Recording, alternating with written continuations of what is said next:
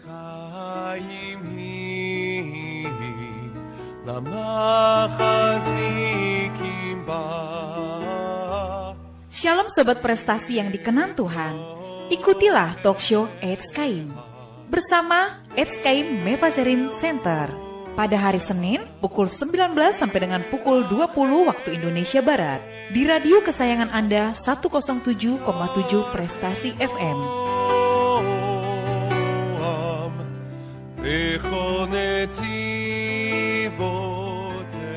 Ikutilah talk show Eits Chaim bersama Eits Chaim Mevaserim Center pada hari Senin pukul 19 sampai dengan pukul 20 waktu Indonesia Barat di radio kesayangan Anda 107,7 Prestasi FM. Tuhan Yesus memberkati.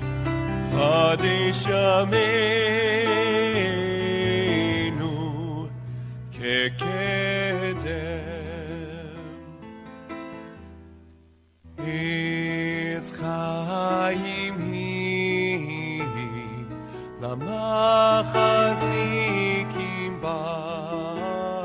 Sesaat lagi kita akan mengikuti talk show Eits Chaim bersama Eits Chaim Mevaserim Center. Selamat mengikuti, Tuhan Yesus memberkati.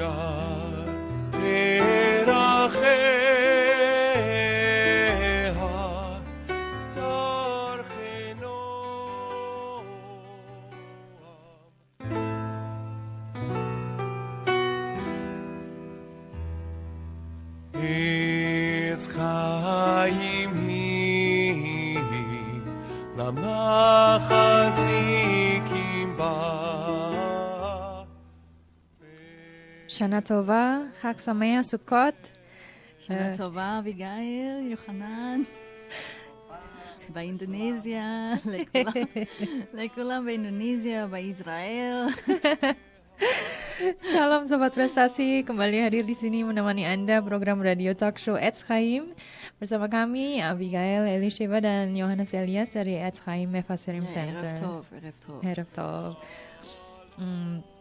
Bagi yang baru bergabung bersama dengan kami, arti dari Eits Chaim adalah pohon kehidupan, dan dari perspektif Alkitab Ibrani, pohon kehidupan ini mengacu kepada kalimat kitab pertama yang ditulis oleh Musa, yaitu Taurat. Nah, talk show ini membahas segala macam topik dalam Alkitab dilihat dari perspektif Ibrani. Kebetulan hari ini adalah talk show kami yang terakhir di Radio Prestasi, karena berikutnya kami akan online di YouTube saja ya. Yes. Oke, untuk yang mau bergabung dan masih tetap mau mengikuti pelajaran dari kami, silahkan bergabung di www.eitschaim.org, www.eitschaim.org. Untuk edisi kali ini, Sobat Prestasi dapat berinteraksi dengan kami di sini dengan cara mengirimkan SMS ke 0812-88-0-nya 3 kali, 7-nya 3 kali, atau 0857-81.000-7-nya 3 kali dengan format SMS, nama, spasi usia, spasi lokasi, spasi isi SMS atau pesan. Eits Chaim juga mengadakan studi tour ke Israel bersama dengan Bnei Eretz Israel Study Tour, dan bukan hanya sekedar jalan-jalan, tapi sambil berwisata kita juga akan banyak belajar dengan kurikulum yang memfokuskan diri pada tanah Israel, umat Israel dan panggilannya. Dan kita akan banyak mengunjungi tempat-tempat bersejarah yang bukan hanya bersejarah dalam arti bersejarah secara duniawi ya, tapi kita bisa membaca banyak sekali referensinya dalam kitab-kitab Tanakh atau Torah, kitab para nabi dan tulisan-tulisan.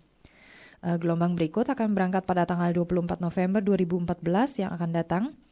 Pendaftarannya dapat dilakukan di Ahalan Tours and Travels, Gedung Berlima House, Jalan Lebak Bulus, PDK nomor 5, Jakarta 12440. Teleponnya 5619 3-7-nya 3 kali atau 750-0431 atau di HP 0812 94-369-7-nya 3 kali, dan di PIN BB 2 Alpha Echo Charlie Delta Charlie 2 Echo. Informasi yang lebih jauh dapat dilihat di website www.bestour.org. Jadi www.bestour.org dengan T-nya satu saja. Apabila Anda ingin berangkat dengan grup yang Anda kumpulkan sendiri, Anda dapat menghubungi kami dan dapat memilih tanggal keberangkatan sendiri dengan studi wisata Israel ini. Nah, hari ini kita akan membicarakan tentang Sukkot, karena kita saat ini masih dalam masa 8 hari perayaan Sukkot ya, yang dimulai yang dimulai dari hari Rabu malam dan selesai hari Rabu malam besok. Kemudian diikuti oleh Shemini Atzeret dan Simchat Torah. Nah, sebenarnya hari raya Sukkot ini memperingati apa ya? Coba dijawab. berhubung pendengarnya tidak bisa menjawab langsung. Ya, hari raya Sukkot adalah hari di mana kita memperingati bagaimana penyertaan Tuhan terhadap bangsa Israel selama 40 tahun di padang gurun. Ya, jadi ini mengingat masa-masa di gurun. Sebenarnya aneh ya kalau dipikir-pikir. Kenapa hari raya yang memperingati masa-masa kita di gurun ini kok terjadinya bukannya langsung sesudah Pesach ya? Padahal Pesach itu kan hari raya di mana kita memperingati keluarnya bangsa Israel dari Mesir. Betul. Ya kan? Jadi kayaknya lebih tematik kalau setelah itu langsung Sukkot gitu. Jadi kenapa kok begitu? Nah, jadi urut-urutannya kalau tahun kita lihat dari tahun ini ya, itu kan Pesach yang memperingati keluarnya bangsa Israel dari Mesir. Kemudian Rosh Hashanah atau hari hari penghakiman. Hari penghakiman, kemudian sesudah itu hari penebusan yaitu Yom Kippur. Sesudah itu baru Sukkot. Jadi dari mulai sejak mengingat masa di gurun sampai ke masa di mana kita dari masa mengingat keluar dari Mesir sampai mengingat masa di gurun kok dipotong oleh ibaratnya dipotong oleh dua hari raya lain yang tampaknya temanya berbeda gitu ya. Tapi kita mau meninjau ulang apa yang sudah pernah dibawakan oleh Rabbi Tovia waktu terakhir membawakan mengenai Rosh Hashanah di sini, yaitu bahwa walaupun Rosh Hashanah itu pertama-tama gini, Rosh Hashanah itu kan hari di mana kita memperingati diciptakannya Adam, ya kan? Dari situ kan mulainya tanggalan Ibrani dihitung. Nah, kemudian pada saat Rosh Hashanah itu sebenarnya yang diingat adalah ini. Ketika Tuhan itu mengingat kembali. Oleh karena itu hari raya ini juga ada nama lain yaitu hari pengingat atau hari peringatan atau Yom HaZikaron ya. Pada saat ini, pada saat Rosh Hashanah ini Tuhan itu sedang mengingat kembali masa-masa penciptaan itu, dan pada saat mengingat masa penciptaan itu Tuhan seperti mengevaluasi kira-kira sesudah apa yang sudah terjadi sejauh ini ya selama 5.000-an tahun ini. Segala sesuatu macam terjadi, apakah kira-kira ia akan mengulang kembali penciptaan itu? Seandainya dia punya pilihan untuk bisa mengulang. Iya, seandainya dia punya pilihan untuk mengulang kembali gitu ya. Jadi ibaratnya gini, misalnya kita bagi yang sudah menikah, misalnya mengingat yang sudah menikah punya istri atau suami, kemudian dia punya anak-anak, kemudian mengenang kembali hari di mana mereka menikah, mereka berpikir bukan memikirkan apakah akan lanjut ya, karena kalau mengingat lanjut kan mereka sudah punya anak gitu, ibaratnya sudah terlanjur. Tapi ini bukan itu, ini mengingat kembali tanggal tepat di mana mereka menikah dan memikirkan berandai-andai. Seandainya saya misalnya ada mesin waktu gitu ya, dan saya bisa kembali ke titik itu, apakah saya akan mengucapkan ya di altar? Apakah ibaratnya saya seperti akan itu. Menikahi orang yang sama, betul. Kembali lagi gitu. Ya. Nah, apakah iya? Dan ternyata sesudah mengingat seperti itu, Tuhan tuh tetap memutuskan, ya, aku akan melakukannya. Kalau punya pilihan untuk mengulang segala sesuatu, ya akan melakukannya. Mengulang kembali semua itu. Padahal kalau dipikir-pikir aneh sekali ya, manusia itu begitu jahatnya ya. Adam dan Hawa udah diciptakan, udah disayang luar biasa. Apa yang dia lakukan? Jatuh dalam dosa gitu loh. Dan Israel juga disayang luar biasa, dimanjil luar biasa. Apa yang dilakukan? Jatuh dalam dosa, selalu seperti itu gitu. Tapi Tuhan itu ya tetap aja berpikir kalau seandainya dia mengandai-andai dan dia berpikir kalau bisa mengulang sejarah, apakah dia akan mengulang kembali? Bisa aja kan dia bilang, kalau tahu begini, nggak usah Nggak aja mau deh. Iya, nggak usah aja sama sekali, nyesel deh gue gitu kan. Tapi ternyata nggak, di Rosh Hashanah ini ternyata dia memutuskan, ya saya mau melakukan mengulang itu semua lagi gitu kan. Iya, oleh karena terlepas itu dari semua kepahitan. Iya, betul. Terlepas dari segala kejahatan yang sudah terjadi, betul. yang sudah dilakukan oleh hasil ciptaannya itu. Oleh karena itulah Nehemia itu, kalau kita lihat di buku Nehemia, itu dia sempat melihat orang-orang yang karena nama Rosh Hashanah ini juga adalah hari penghakiman, orang-orang semuanya pada lesu gitu ya, seperti takut atau apa segala macam dan gentar. Tapi Nehemia justru bilang ke mereka, ngapain sih bersedih hati, sudah pulang sana, bersukacitalah dan menikmatilah makanan yang sudah disediakan. Pokoknya berpesta pora lah, bukan ya bersukacita gitu kan. Dan bahkan salah satu mitzvot untuk dalam merayakan Rosh Hashanah adalah makanan yang enak, ya kan? Ini itu perintah. Itu adalah perintah, dan itu adalah salah satu dari sedikit festival atau hari raya di mana walaupun tidak boleh menyalakan api, tapi tetap boleh masak karena memang perintahnya adalah makan enak, gitu kan? Makan-makanlah, bersenang-senang lah. Nah, jadi sebenarnya ini adalah festival untuk merayakan suatu rasa sukacita karena karena Tuhan mengatakan I'll do it all over again. Aku mau melakukan itu lagi kalau ada kesempatan atau harus mengulangnya. Nah, sebenarnya apa sih ungkapan yang sedang dilakukan oleh Tuhan? Itu sebenarnya Tuhan sedang mengatakan aku mencintai kamu kepada manusia. Seperti itu.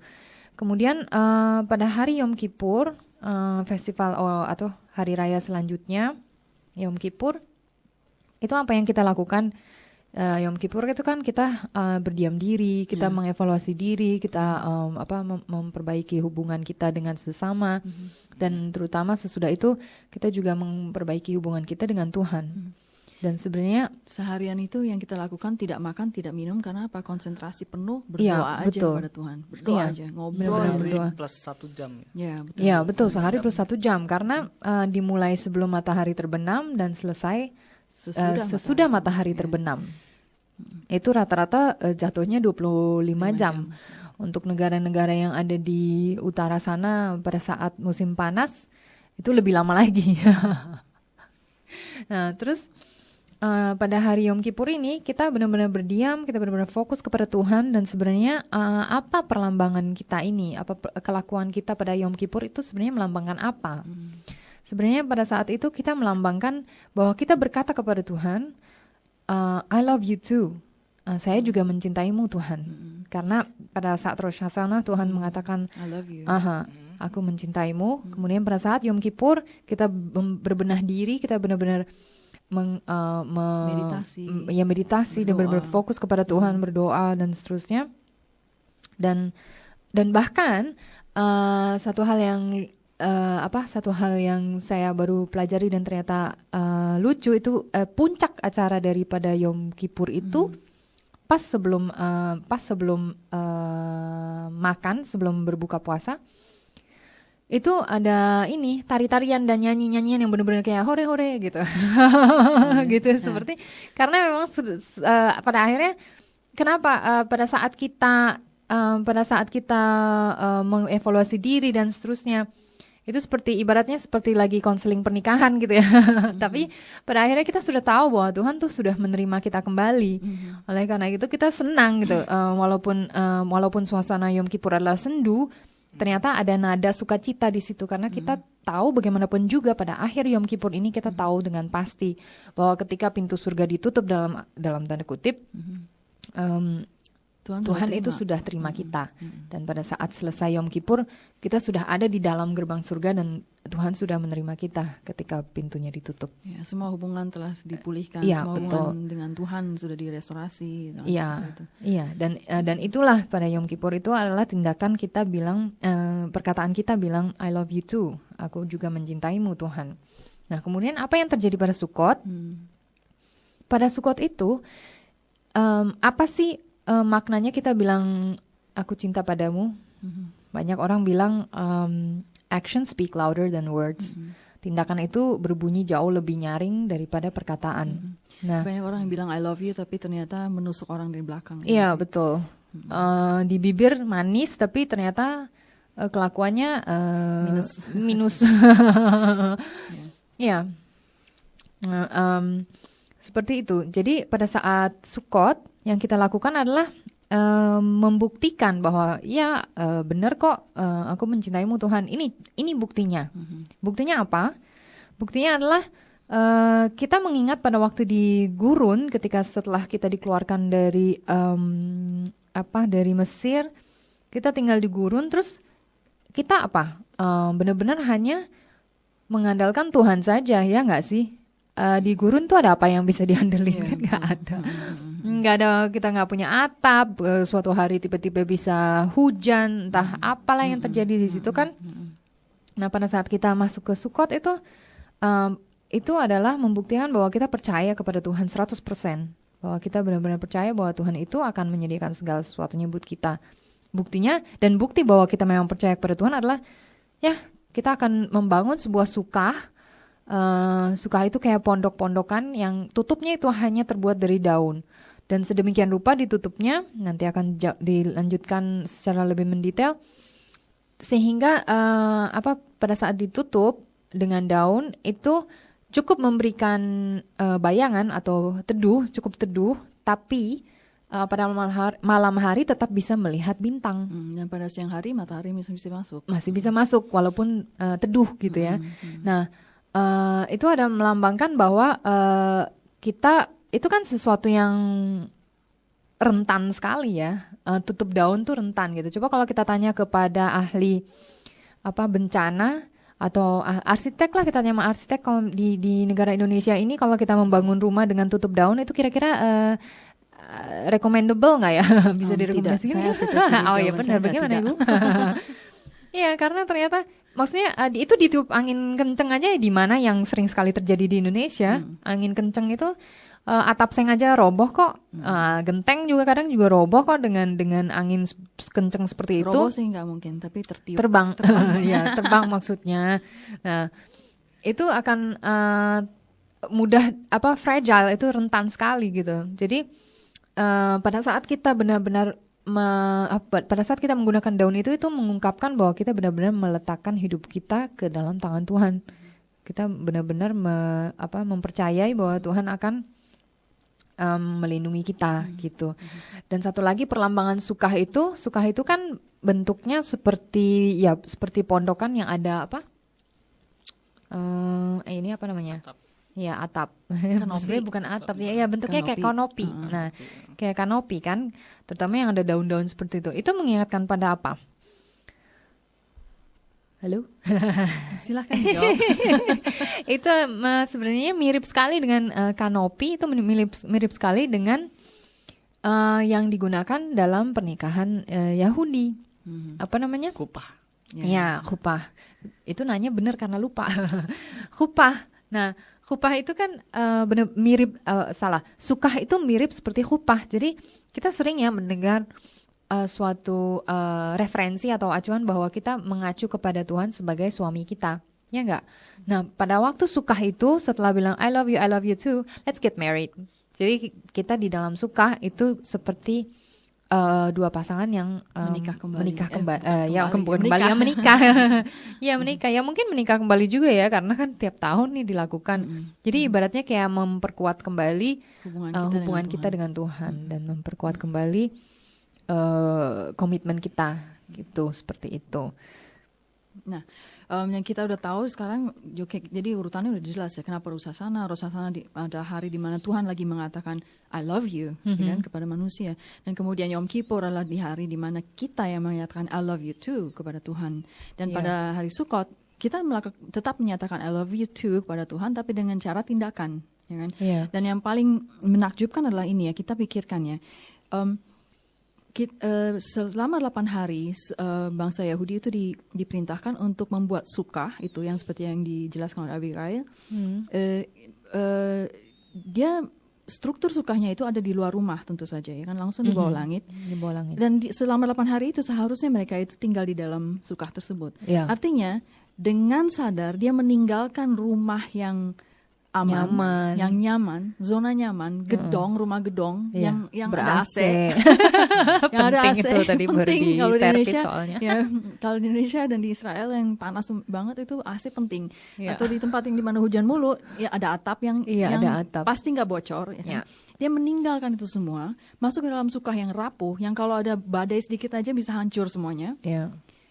Dan ketika kita melakukan itu, kita menyatakan pada Tuhan, Tuhan, sekarang ini saya keluar dari suatu perlindungan yang dibuat oleh manusia, dan saya masuk ke dalam perlindungan-Mu, dan hanya perlindungan-Mu lah itulah kita bergantung saat ini. Selama 8 hari itu, manusia yang mau tinggal di dalam kemah itu akhirnya menyatakan, saya meninggalkan semua pegangan saya, semua keamanan saya, dan keamanan saya hanya berasal dari.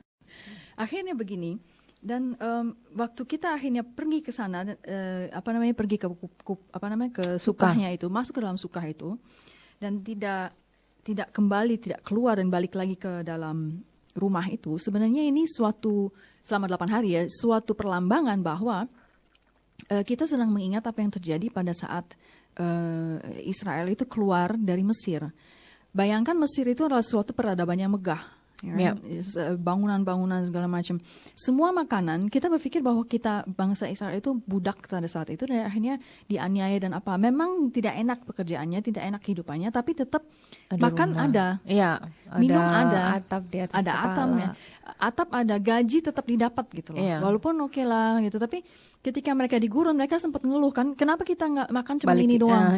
Mendingan gue balik ke Mesir, ada daging. Artinya kalau balik hidupnya ibaratnya lebih sejahtera. Ya, karena ada daging, ada apa, di gurun cuma ada mana, ya kan? Nah, ketika itu ketika kita kembali ke sukah, kita kembali pada saat dimana kita sedang meninggalkan peradaban manusia, meninggalkan semua pegangan, semua pekerjaan, dan ibaratnya 100% full time jadi hambanya Tuhan gitu loh. Ya kan? Seperti seolah-olah kita ya yang tadinya kerja di perusahaan, tahu-tahu melepas itu semua untuk melayani. Dari mana makanan kita, dari mana rumah kita, dari mana apanya kita. Ya kan? Gaji udah nggak ada pegawai, nggak ada employer yang memberi kita makan, memberi kita gaji, memberi kita tempat tinggal. Kita cuma sepenuhnya bergantung pada Tuhan. Dan hanya orang-orang yang sungguh-sungguh cinta Tuhan yang bisa melakukan hal itu. Sungguh-sungguh mencintai Tuhan dalam arti dia bisa menyatakan, oke lah, aku lepas semuanya, terjun bebas. Ya, seperti dia terjun bebas dari gedung, tidak ada parasut, tidak ada apa-apa. Terjun bebas dan benar-benar hanya bergantung pada Tuhan aja. Di situ tindakan kita waktu kita bilang, I love you God. I love you itu nggak cuma I love you, I love you, I love you, cuma omongan doang. Ketika kita bilang I love you, harusnya ada tindakan yang nyata yang menyatakan bahwa I love you God, you are my God, you are my King, you are my provider, ya kan? Dan oleh karena itu, saya mau menggantungkan diri kepada Engkau saja. Di situ titik I love you-nya itu, maksudnya arti dan makna dari I love you-nya itu terletak di situ. Omong kosong kalau kita bilang I love you God, tapi habis itu tapi nggak apa-apa deh, gue tabungan masih gue pegang-pegang gitu. I love you God, tapi gue perlu AC, Bong. Ya, kurang lebih seperti itu. Nah, sukah adalah 8 hari tinggal di dalam sukah adalah suatu pernyataan yang singkat sekali. Cuma 8 hari dari 365 hari di setahun, ya kan? Iya, betul. 8 hari doang kita tinggalkan itu semua dan kita bergantung pada Tuhan. Sekarang ini tidak terlalu praktis di dalam kehidupan yang modern ini untuk selalu tinggal di dalam sukah. Karena apa? Banyakan orang tidak punya backyard ya, nggak punya halaman untuk nggak punya halaman belakang. Biasanya sukahnya kecil-kecil untuk simbol, untuk perlambangan. Tapi perlambangan itulah yang dimaksudkan. Jadi yang dilakukan oleh banyak orang Israel juga adalah yang mereka lakukan adalah mereka makan dan berdoa di sana. Tapi setidaknya satu kali dalam sepanjang hari masa itu. Karena memang tempatnya kecil, memang sudah sulit, peradabannya udah sulit. Nah, struktur dari satu sukah itu sangat menarik.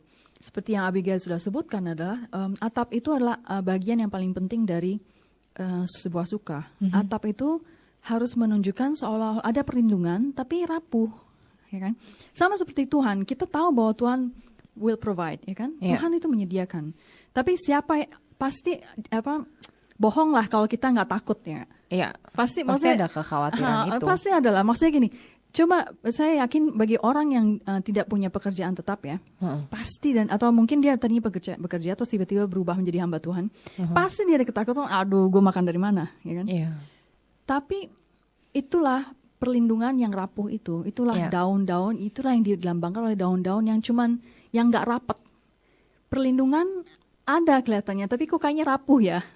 Saya tahu Tuhan itu menyediakan bagiku, tapi kelihatannya kok nggak ada jaminan gitu kan. Iya, betul. Ibaratnya berjalan bersama Tuhan, apa katanya orang? Berjalan bersama Tuhan tuh enak-enak, sedap-sedap, ngeri. Ngeri-ngeri sedap. Ngeri-ngeri sedap.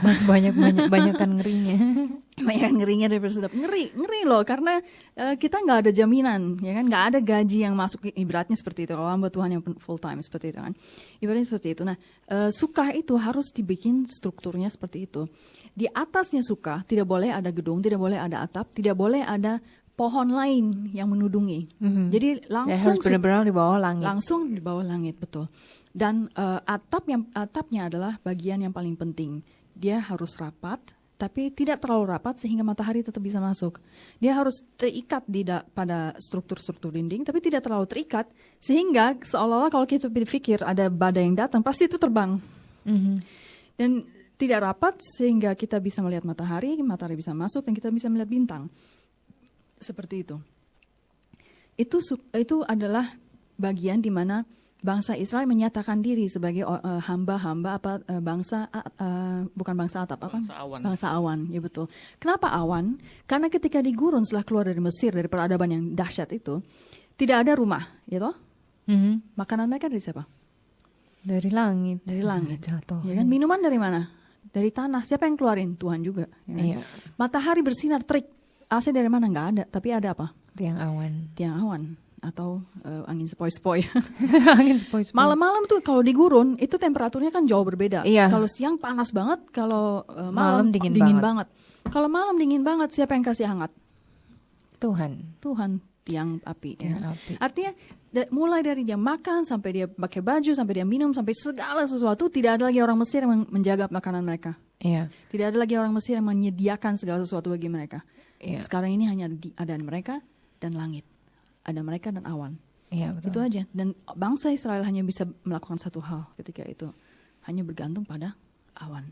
Iya. Nah, itu sebabnya kenapa ketika kita masuk ke dalam Sukah dan merayakan Sukot, kita sedang masuk menjadi satu bagian dengan bangsa awan dalam tanda petik. Bangsa awan itu dalam arti bangsa Israel ini, bangsa yang benar-benar hanya mempercayai Sukot. Bangsa yang merayakan Sukot, dan bangsa yang merayakan Sukot sebenarnya adalah bangsa yang menyatakan I love you God, I love you God.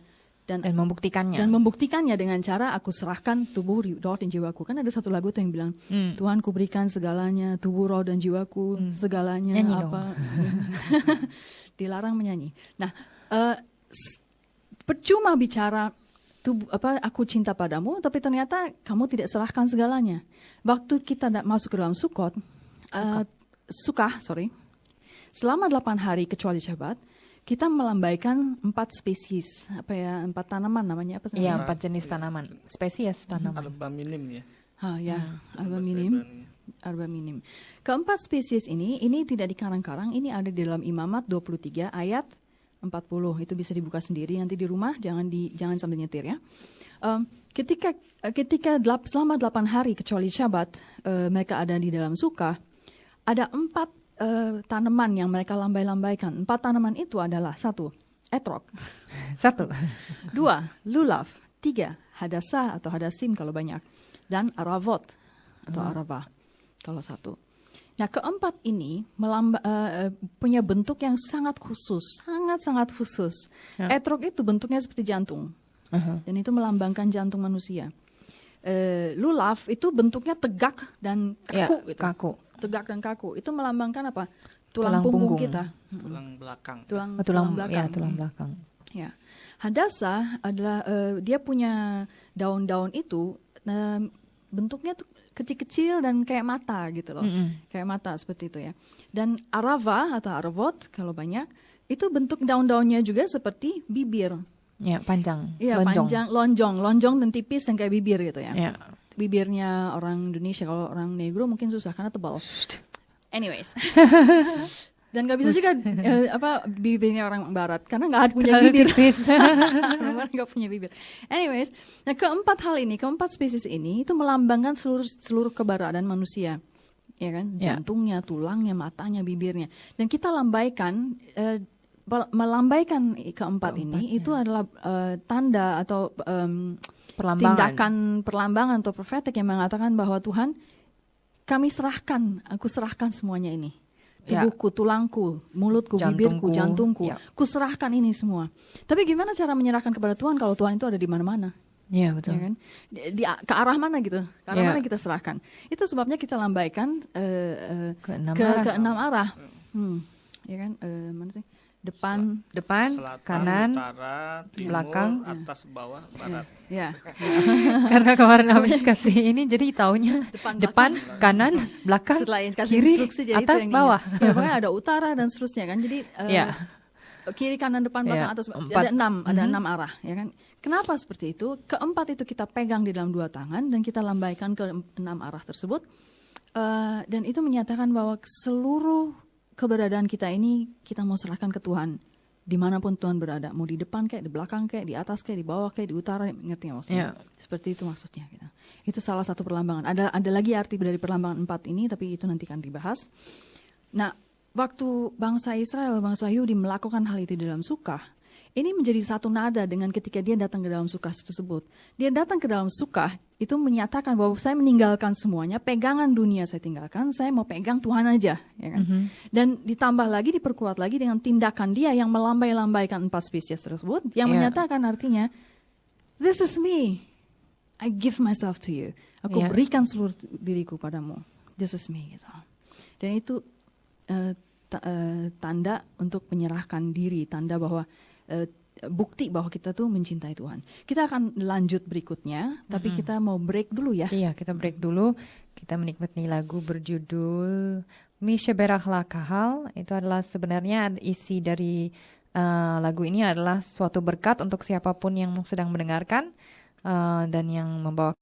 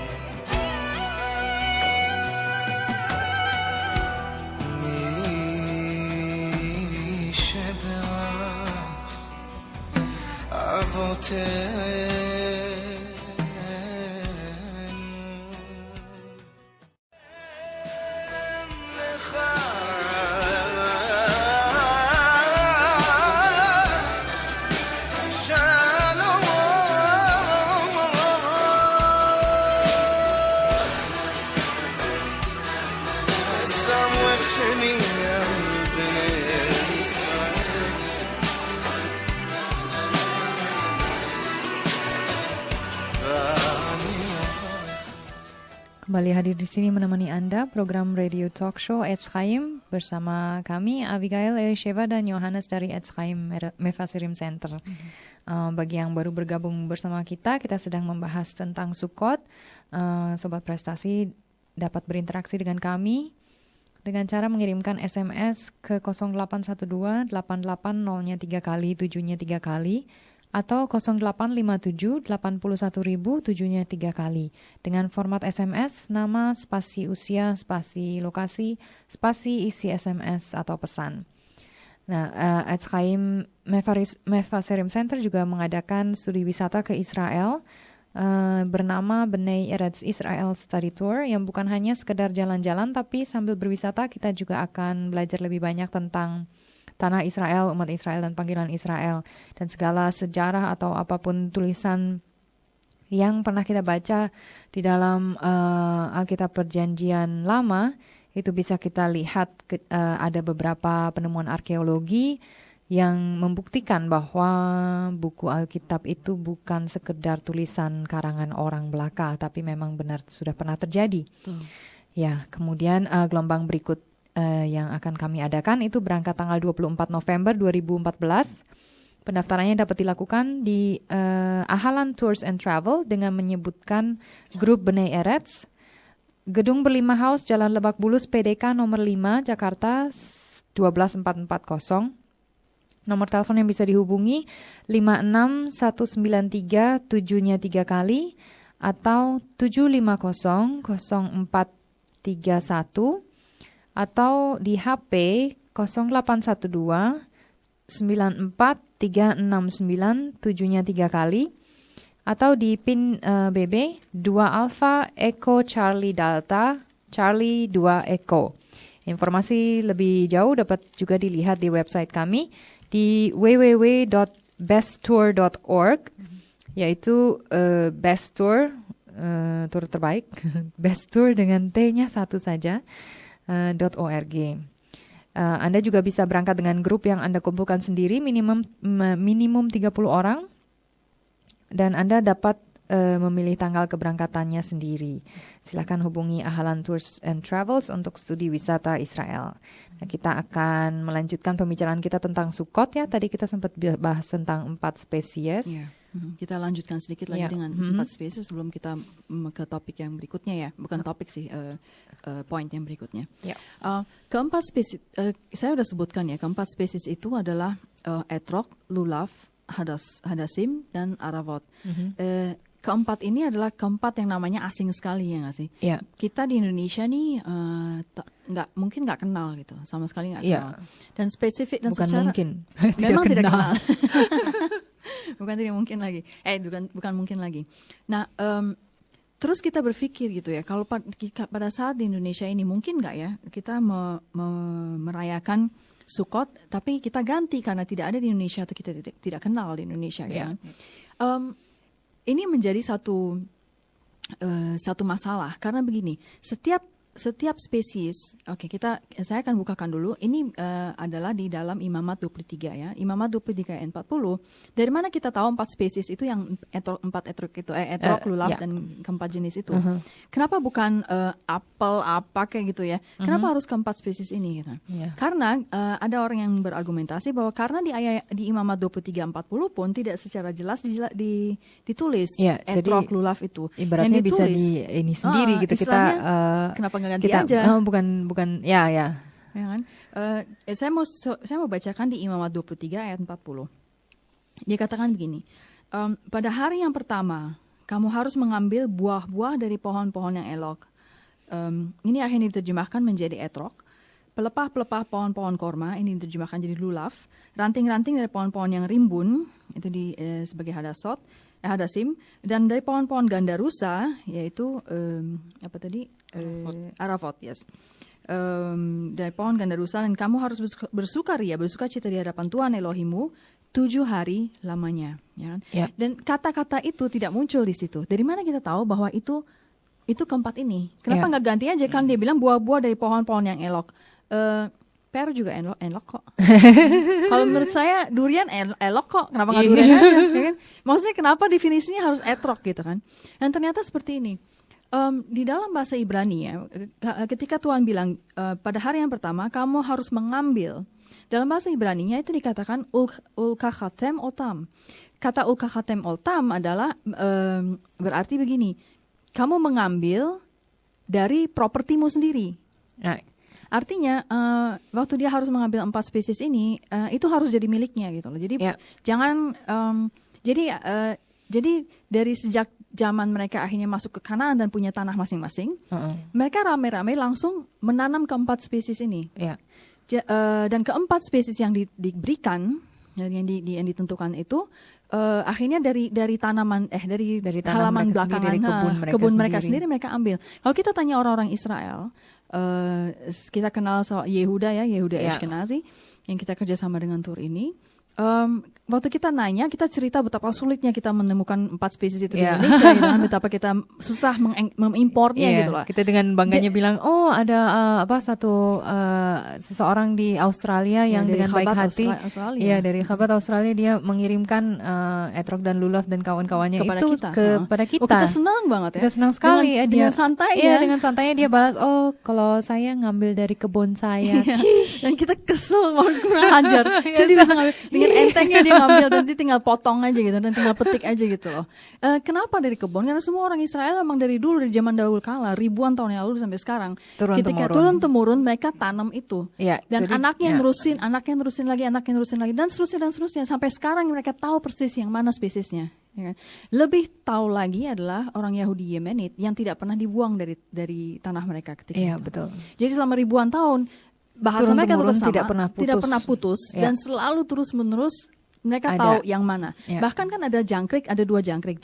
Ada jangkrik yang kosher yang bisa dimakan, ada jangkrik yang tidak kosher yang tidak bisa dimakan. Bangsa Ashkenazi, Yahudi yang lain-lain yang bukan Yemen, mereka masih bingung yang mana ya gitu.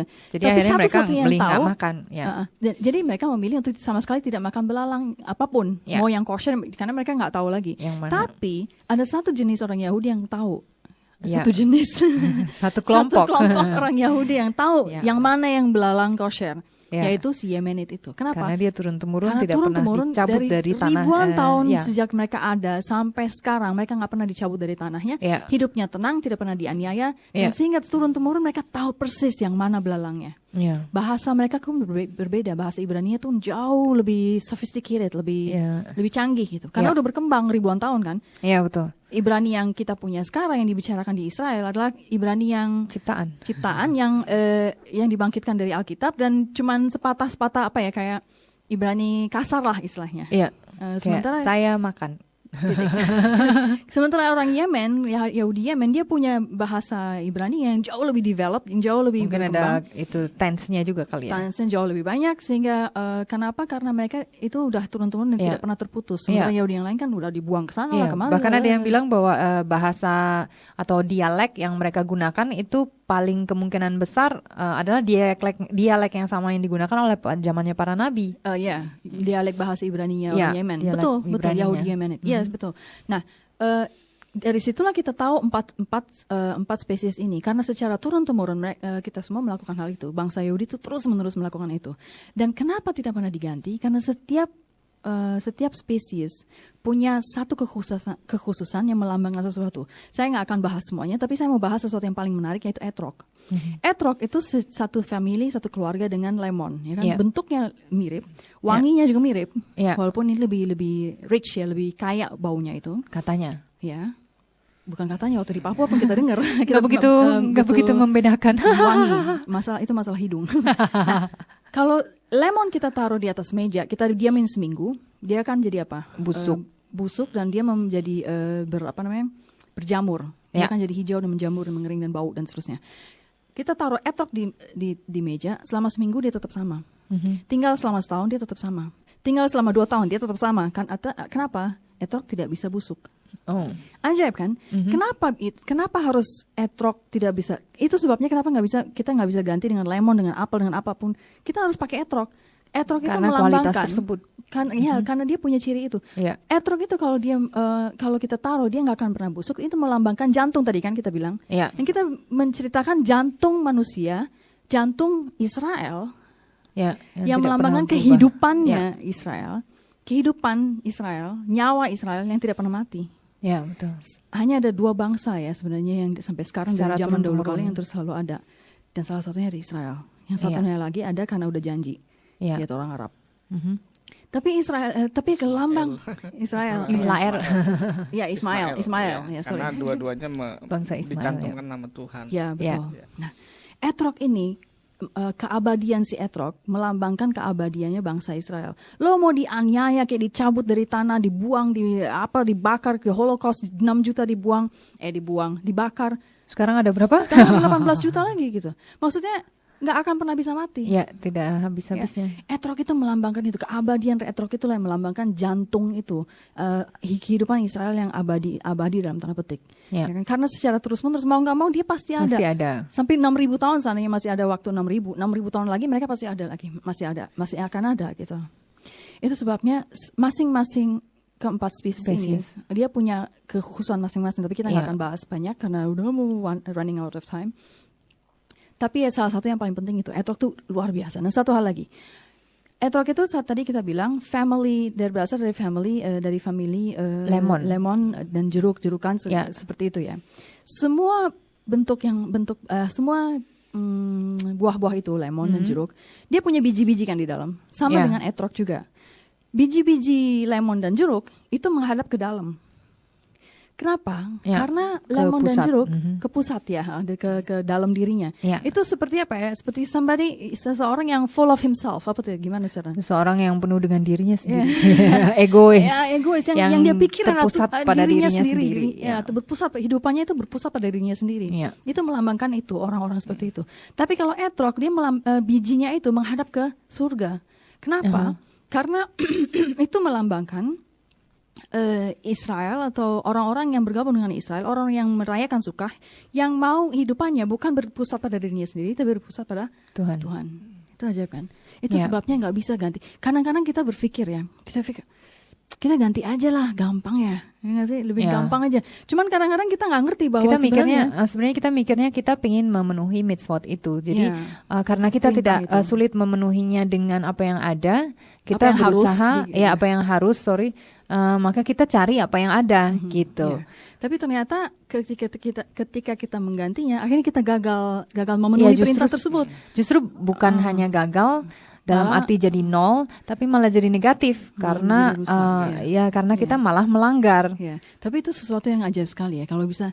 Jadi orang-orang yang harus kalau misalnya mau mengerjakan Sukkot itu harus punya hati yang pengen cari etrog ini. Kalau perlu setahun sebelumnya harus tanam. Sudah tanam atau order lah. Order tanam di mana, kayak gimana caranya supaya tanah ini terjadi gitu. Dan saya punya pengalaman tuh mengenai ini ya. Jadi kita di Indonesia rindu untuk memenuhi mitzvot ini, memakai 4 jenis spesies ini, tapi ternyata nggak ada. Sehingga satu hari kita berpikir udahlah kita cari yang family-nya, lalu kita melihat nilai-nilainya, nilai spiritualnya, lalu kita ganti. Kita ganti dengan yang diharapkan memenuhi maknanya gitu ya. Lalu satu hari seorang rabi manggil saya dan menegur saya gitu ya. Kamu ingin tahu kebenaran? Tentu saya ingin kebenaran. Mengenai lulav, etrog, hadasim dan arafot ini, kita nggak bisa mengganti dengan yang lain. Alasannya apa? Ketika Tuhan memberikan perintah atau mitzvot di dalam Torah, kita harus tahu bahwa Torah itu sempurna. Torah itu sempurna. Dan Tuhan melarang kita menambah atau mengurangi apa yang ada di dalam Torah. Ketika kita mengganti dengan spesies lain, sementara Tuhan memerintahkan menggunakan spesies ini, maka sesungguhnya kita sedang menambah sesuatu, dan itu pelanggaran. Dan ketika saya mendengar itu, dan itu sangat menusuk ke dalam hati saya. Pasti sih. Hati saya langsung tek gitu ya. Rasanya sampai ke hati. Rasanya sampai di sini gitu. Betul. Jadi kita dilarang untuk menambah atau mengurangi mitzvot, dan karena Torah itu sempurna. Ini satu prinsip yang harus kita tahu. Itu standar yang sangat tinggi ya. Jadi harus cari efeknya malah jadi negatif. Yang tadinya seandainya kita tidak melakukannya itu nilainya 0 ibaratnya. Tapi kalau kita melakukan dengan spesies lain itu malah jadi negatif gitu. Oke, kembali ke laptop. Kembali ke etrog. Kita balik ke Sukkot ya. Artinya kita tahu sekarang bahwa semua spesies mulai dari bentuk struktur dari Sukkah sampai kepada masing-masing spesies itu semua mempunyai perlambangan dan mempunyai dan dibuat ada tindakan profetiknya yang intinya melambangkan bahwa aku mengasihimu juga Tuhan, oleh sebab itu ini bukti tindakan saya, ya kan? Saya mempercayai mempercayai engkau, saya menyerahkan seluruh tubuhku kepada engkau. Hidupku sepenuhnya terfokus hanya pada engkau dan bukan pada diri sendiri, ya kan? Semua tema dari Sukkot, mau ngomong Sukkah, tapi semua tema, seluruh detail yang terjadi di dalam perayaan Sukkot itu mengarah ke sana. I love you God, I give myself to you, and my life is focused only on you. Itu aja. Nah, di akhir zaman, ada satu nubuat yang bilang begini, Tuhan menghendaki supaya semua bangsa merayakan Sukkot. Bukan Pesach. Bukan Yom Kippur. Bukan Shavuot, bukan Rosh Hashanah. Apalagi Natal. Yang pasti dia bilang di Zakaria 14, ini bukan saya yang karang. Di Zakaria 14 dia bilang, di akhir zaman Tuhan menuntut supaya semua bangsa merayakan Sukkot. Dan bahkan saking kerasnya itu perintah, dikatakan mereka yang tidak merayakan Sukkot akan Tuhan hukum. Ada tuh hukumannya. Baca sendiri di Zakaria 14. Bab terakhir dari kitab Zakaria. Itu dikatakan seperti itu. Ini satu-satunya hari raya dari seluruh hari raya yang ada. Seluruh hari raya yang sebenarnya khusus untuk orang Israel. Ini adalah satu hari raya yang harus dirayakan oleh semua orang, semua bangsa-bangsa. Semua bangsa. Dan Tuhan tuntut sampai ada hukumannya. Kalau tidak merayakan, dia akan dihukum. Kenapa? Karena kita tahu sekarang, waktu kita merayakan Sukkot, kita sebenarnya menyatakan, I love you God. Kita sedang menyatakan, aku menyerahkan hidupku padamu Tuhan. Kita sedang menyatakan bahwa fokusku hanya untuk Tuhan. Jadi bangsa-bangsa yang tidak merayakan Sukkot tidak menyatakan hal itu. Kan? Dan itu sebabnya Tuhan akan hapuslah kalian, gitu kan? Hilanglah kalian. Nah, bangsa-bangsa yang melakukan itu, yang akhirnya merayakan Sukkot dan menyatakan hal itu, akhirnya sebenarnya disebut dengan bangsa-bangsa awan. Kan kita sebut sebagai bangsa awan. Kenapa bangsa awan? Itu bangsa-bangsa yang sungguh-sungguh berharap pada awan. Awan dalam arti Tuhan gitu. Dari situlah pertolongan mereka datang, dari awan itu, dari Tuhan itu gitu. Dan ini kebalikannya dari bangsa-bangsa atap. Ya kan? Bangsa-bangsa atap adalah orang-orang yang berpegang teguh pada segala sesuatu yang dibuat oleh manusia, betul kan? Kekuatan manusia atau militernya manusia, kekuatannya militer manusia atau kekayaan bangsanya atau kekayaan hasil buminya, apapun yang dimiliki oleh dia pikir dia miliki oleh manusia itu dia berpegang pada itu, bukan berpegang pada Tuhan, gitu kan?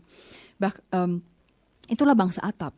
Nah, dalam bahasa Ibrani, atap itu apa? Kita udah pernah bahas dulu ya. Atap dalam bahasa Ibrani adalah Gog. Jadi ketika Tuhan bilang pada akhir zaman ada bangsa-bangsa itu Gog dan Magog akan menyerang Israel, yang Tuhan sedang katakan adalah bangsa-bangsa, yaitu bangsa-bangsa atap. Gog dan Magog itu sebenarnya berasal dari bahasa Ibrani yang artinya yang sebenarnya disebut Gog Vemigog. Atap dan dari atap. Ya kan? Gog Vemigog. Bahasa Indonesia Gog dan Magog. Itu bangsa-bangsa atap itu akan menyerang di akhir zaman, akan menyerang Israel. Dan bangsa-bangsa itulah yang akan Tuhan hancurkan gitu loh. Sukkot adalah hari di mana Tuhan menginginkan bahwa supaya bangsa-bangsa itu tidak lagi beralih, bukan lagi berupa bangsa atap, tetapi mereka bergabung dengan Israel menjadi bangsa awan. Itu yang kedahsyatannya seperti itu. Ada satu nubuat lagi di Daniel 7 ini sedikit menyimpang ya. Di Daniel 7 kita melihat bagaimana di akhir zaman nanti Mesias akan datang di atas awan-awan. Kalau bangsa Yahudi membaca ini, dia tidak membacanya seorang manusia yang tiba-tiba melayang-layang di langit dan mengendarai awan sebagai kendaraannya, bukan seperti itu. Di dalam bangsa Yahudi, di dalam konteks tanah, di dalam pengertian Gog dan Magog dan Sukkot, kita mengerti bahwa yang dimaksud dengan manusia yang datang, Mesaya itu adalah manusia yang datang dalam bangsa awan, yaitu bangsa awan di atas awan adalah dia yang menaruh kepercayaannya pada awan gitu loh. Jadi dia itu sungguh-sungguh yang dan ini nggak cuma satu orang tapi satu bangsa. Kalau di dalam Daniel 7 dikatakan bahwa mereka itu adalah bangsa-bangsa, anak manusia itu mewakili bangsa-bangsa gitu, bangsa awan gitu. Dan Mesias itu akan datang di atas awan-awan, itu menunjukkan bahwa dia itu sebenarnya istilah idiom, istilah ungkapan dalam bahasa Tanakh, bahasa Perjanjian Lama, bahwa dia itu adalah seseorang yang akan hanya percaya pada Tuhan saja. Gitu. Ini sama temanya benar-benar dengan Sukkot, sama temanya dengan Gog dan Magog, sama temanya dengan semua ini gitu loh. Ya kan? Kita kayaknya udah habis mau. Ya, waktu kita sudah mau habis dan karena ini adalah siaran kita yang terakhir, sampai jumpa di YouTube. Dan bagi yang masih mau mendengarkan talk show kita bisa Anda bisa belajar lebih banyak lagi di www.etzchaim.org. Dan jangan lupa untuk mendaftarkan diri untuk bergabung bersama kami ke Israel. Kita mau belajar banyak sekali tentang bangsa yang dicintai oleh Tuhan ini. Bnei Eretz Israel Study Tour gelombang yang berikutnya akan berangkat tanggal 24 November dan kembali ke Jakarta tanggal 3 Desember. Nah, pendaftarannya dapat dilakukan di Ahalan Tours and Travel, tinggal menyebutkan nama grup Bnei Eretz. Alamatnya adalah di Gedung Berlima House, Jalan Lebak Bulus PDK nomor 5, Jakarta 12440. Teleponnya adalah 56193, 7-nya 3 kali, atau 750-0431, atau di HP 081294 369 7-nya 3 kali, atau di PIN BB 2 Alpha Echo Charlie Delta Charlie 2 Echo. Informasi yang lebih jauh dapat dilihat di website kami www.besttour.org. Best Tour hanya dengan T1. Jadi inilah pamungkas kita. Kami mau mengucapkan terima kasih sekali untuk Radio Prestasi yang telah membuka pintunya bagi kami untuk memberikan atau membagikan perspektif Ibrani bagi sobat prestasi yang dikenan Tuhan. Program talk show Etzchaim undur diri dan mohon pamit. Kami dari Etzchaim Mevaserim Center, saya Abigail bersama dengan Elisheva dan Pak Yohanes mengucapkan Laila Tov. Laila Tov. Sampai jumpa lagi di YouTube.